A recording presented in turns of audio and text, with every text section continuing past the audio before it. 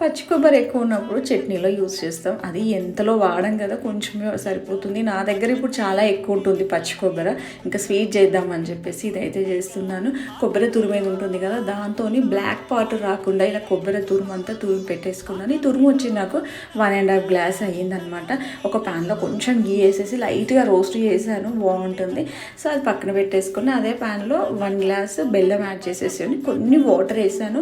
ఇది మరీ పాకం రానవసరం లేదు, జస్ట్ అలా మెల్ట్ అయిపోయి థిక్ అయిపోతే సరిపోతుంది. దాంట్లో ఇంకా ఫ్రై చేసి పెట్టాం కదా, లైట్గా కొబ్బరి తురుము వేసేసి బాగా మిక్స్ చేసేసాను. దగ్గర పడుతుంది తొందరలోనే. అండ్ కొంచెం ఫ్లేవర్ కోసము ఇలాచీ పౌడర్ యాడ్ చేశాను, చాలా బాగుంటుంది. అంతే, స్వీట్ రెడీ అయినట్టే ఆల్మోస్ట్గా. చాలా సింపుల్ అండ్ చాలా ఈజీ అండ్ టేస్ట్ కూడా బాగుంటుంది. ఇలా బాల్ చుట్టడానికి వస్తే రెడీ అయినట్టే. ఇంకా కొంచెం చల్లగా అయిన తర్వాత స్టవ్ ఆఫ్ చేసి చల్లగా అయిన తర్వాత బాల్స్ చుట్టేసుకోవాలి. ఈవినింగ్ స్నాక్స్గా కానీ స్కూల్ స్నాక్స్కి కానీ చాలా బాగుంటుంది.